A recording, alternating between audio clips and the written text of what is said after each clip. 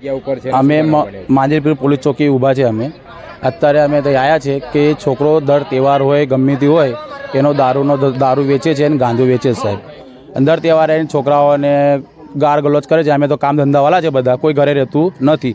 આજે અમારો ઘરે ધૂળેટી હતી, બધા ઘરે રહ્યા તો બધા ખાઈ પીને ઘરમાં ગયા અને છોકરાને બધા 4-5 છોકરા અમારા ઊભા હતા.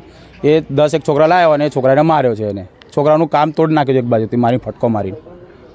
અરે અમે બોલવા ગયા તો અમને ગાર ગલચ કરી તો અમારા બધા બોલવા ગયા તો બધાને ગાર બોલે એટલે બધા મળીને એને બોલવા ગયા તો એની મમ્મી ખાલી નીચે હોઈ ગઈ ને એવું કહે છે કે બેહોશ થઈ ગયા. લોકો એવું કહે છે કે બેહોશ થઈ ગઈ ને લઈ ગયા દવાખાને.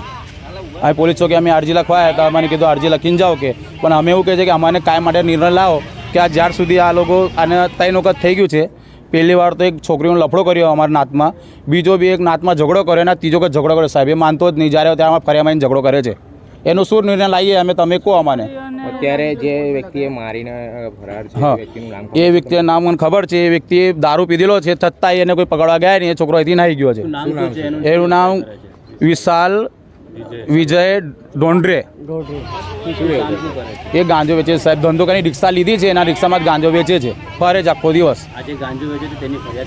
ફરિયાદ અમે કરવા આવતા હતા પણ ખબર નહીં એ કોને શું કહે છે. અમે આવીએ ને તો ત્યાં એક વાત દબાઈ જાય. અમે બહાર અહીંયા અમારા લોકો સુધી આવતા જ નથી, કારણ કે કોઈ નવરો રહેતો નથી.